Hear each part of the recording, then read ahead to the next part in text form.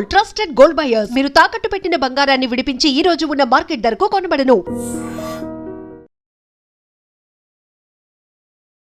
నమస్కారం, welcome to I dream. ధర్మ మార్గం విత్ విజిత కార్యక్రమానికి స్వాగతం.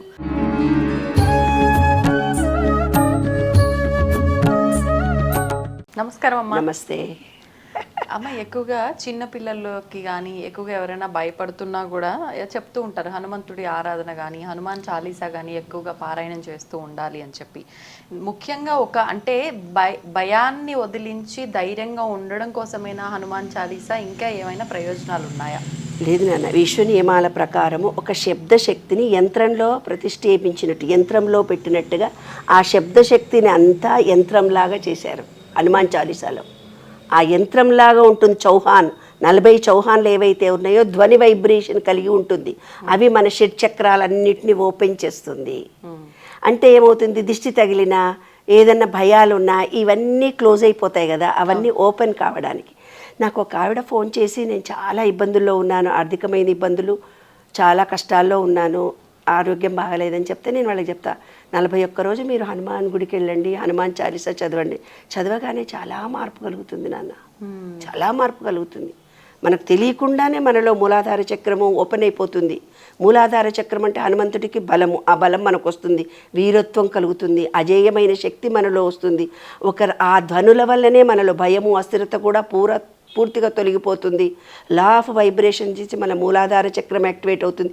స్వాధిష్టాన చక్రంలో మనకేమవుతుందంటే భక్తి, వినయము, సేవ అనేవి కూడా పెరిగిపోతాయి. దాంట్లో కోపము, అసూయ, బాధ అనేది ఉండవు.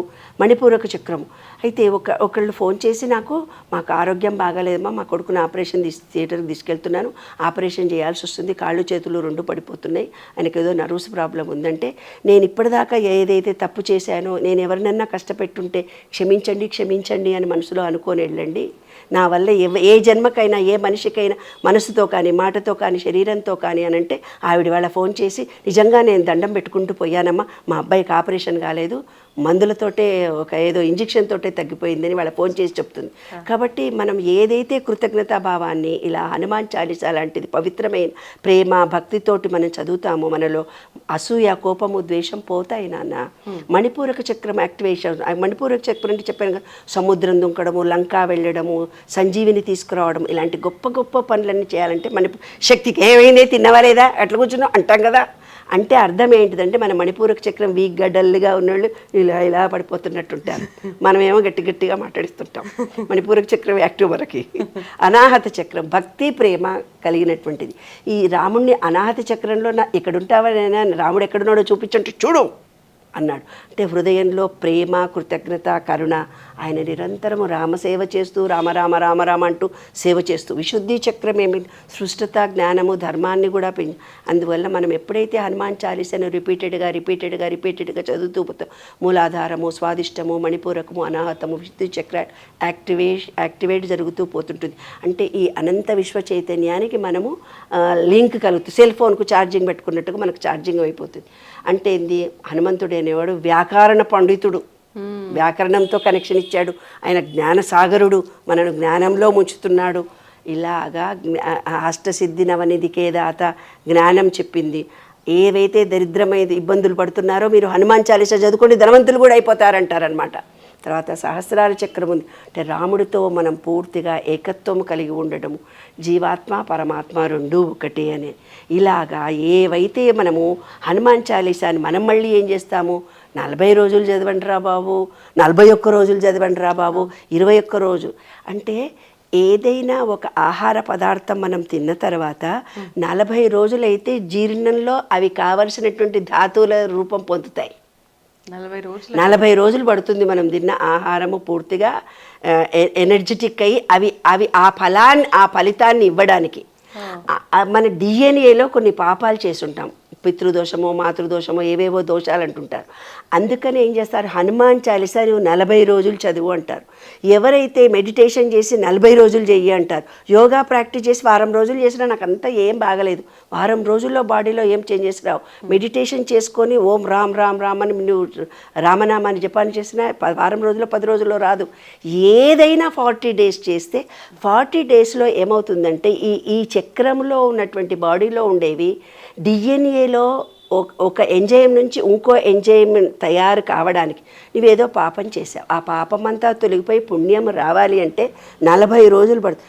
నీ మానసిక స్థితి శారీరక స్థితి కలిసి ఈ ఆత్మ మనస్సు చైతన్యము 3 ఒకంతగా మారడానికి 40 రోజులు పడుతుంది. అందుకే హనుమాన్ చాలీసా 40 డోస్ చదవమని 41 రోజు చదవమంటాము. ఈ 41 రోజు హనుమాన్ గుడి చుట్టూ తిరుగు అంటాము. అదే ఈ అంతర రహస్యం. ప్రదక్షిణలు కూడా 41 రోజు చేయాలి. 11 ప్రదక్షిణాలు 41 రోజు చేయాలి. హనుమాన్ చాలీసా చదువుతూ చేయాలి. లేదా జై హనుమా జై హనుమా జై హనుమా అంటూ చదవాలి. జై శ్రీరామ్ జై శ్రీరామ్ జై శ్రీరామ్ జై శ్రీరామ్ అంటే మణిపూరక చక్రం యాక్టివేషన్. శని దోషాలు పోతాయి, ఇబ్బందులు తొలగిపోతాయి, తర్వాత ధైర్యము వస్తుంది, అనుకున్న సంకల్పం మీద మనసు కలుగుతుంది. కానీ పూర్వకాలంలో ఏమనేవాళ్ళంటే ఆడోళ్ళు ఆంజనేయ స్వామికి పూజ చేయకూడదు అని అనేవాళ్ళు. అదంతా రాంగ్ నాన్న. స్త్రీలు పురుషులు అందరూ కూడా చేయొచ్చు. ఎవరైతే శారీరకంగా అంటే పురుషతత్వం ఎక్కువ వస్తుంది కాబట్టి స్త్రీలు చేస్తే పురుషత్వం ఎక్కువ, మళ్ళీ మొగుడితో గొడవ పడతారేమో అని భయంతో డామినేటింగ్ ఎక్కువైపోతుందని వద్దన్నారు. కానీ ఇప్పుడు 41 రోజులు చేస్తున్నాము ఏదైనా అంటే ఒక దీక్ష, అది ఇంకా దీక్ష మండలపు దీక్ష అంటారు కదా నాన్న. అదే ఇది పాటించాలంటారా అమ్మ? మరి నియమాలు పాటించాలి. నియమాలు పాటించడం అంటూ ఏం లేదు. నాన్ వెజ్ తినకూడదు 41 రోజు. ఏదైతే వాళ్ళు మండలం రోజు ఒక సంకల్పం చేసుకున్నారో ఆ సంకల్పం తీరేదాకా నేను ఇలా ఉంటానని. కొంతమంది ఏం చేస్తారంటే చక్కెరవి వదిలిపెడతాం అనుకుంటారు, కొంతమంది ఏమనుకుంటారు వంకాయ కూరను వదిలిపెడతాము అనుకుంటారు, కొంతమంది నాన్ వెజ్ వదిలిపెడతారు ఇంకా నా కోరిక తీరితే అని అనుకుంటారు. అలా వాళ్ళ అభిరుచిని బట్టి వాళ్ళ కోరికను బట్టి వాళ్ళు ఎంత డెడికేషన్గా స్వామి భక్తితో మీరున్నారంటే కొన్ని త్యాగం చెయ్యాలి కదా. అందుకే భయం పెట్టారు, భక్తి పెట్టారు. భయం భక్తి రెండు ఉంటే మనం స్ట్రైట్గా ఉంటాం, లేకపోతే మనం ఎవరు మాటినంగా అంతే. అంతర రహస్యం అదే. ఇప్పుడు అంటే ఏదైనా నార్మల్గా చేస్తే ఒక ఫలితం, విశేషమైన రోజుల్లో చేస్తే ఒక ఫలితం అంటే. అవును. ఇప్పుడు వరుసగా 41 రోజులు అలా పెట్టుకుంటే మంచిది. కొంతమంది వారాలను బట్టి కూడా మంగళవారాలు మాత్రమే చేస్తారు నాన్న. మంగళవారం అంటే కుజదోషం ఉన్న వాళ్లకు సజెషన్ చెప్తారు, మీకు మాటకు విలువ ఉండటం లేదు, కుజదోషం ఉంది కాబట్టి మీరు మంగళవారాలే చెయ్యండి అని చెప్తుంటారు. అక్కర్లేదు, ఏ రోజైనా చేయొచ్చు. అయితే ఎవరికైనా ఆటంకాలు కలగొచ్చు. 40 రోజులు కరెక్ట్గా ఎవరు చేయలేరు. అంటే ఏవో ఇబ్బందులు వస్తాయి. అన్ని ఇబ్బందులు మనం ఓపెన్గా మాట్లాడుకోవడానికి అక్కర్లేదు ఇక్కడ. కానీ పర్వాలేదు, ఏ ఇబ్బందులు వచ్చినా 41 రోజు చేశారా లేదా అని మీ వయసు ఎంత ఉందో దాంట్లో తీసేసిన తర్వాత 15 కదండి మీ వయసు. కాబట్టి 85 రోజులు కూడా ఏదైనా దారంతో పూజ చేసుకునే అవకాశాలు ఉన్నాయి. లేదు 41 రోజు ఆంజనేయ స్వామి భజన కానీ అమ్మవారి పూజలు కానీ సామూహిక భజనలు చేస్తే ఇంకా తొందరగా ఎనర్జీ పెరుగుతుంది.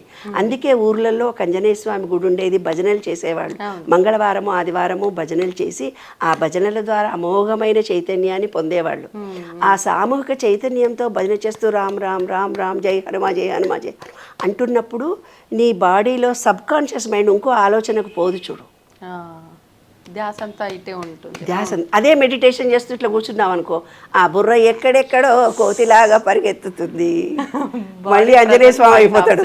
అంటే స్పీడ్ ఎక్కువ, చంచలత్వంతో. అంటే స్పీడ్ ఎక్కువ అంటే వాయుతత్వం అయినది.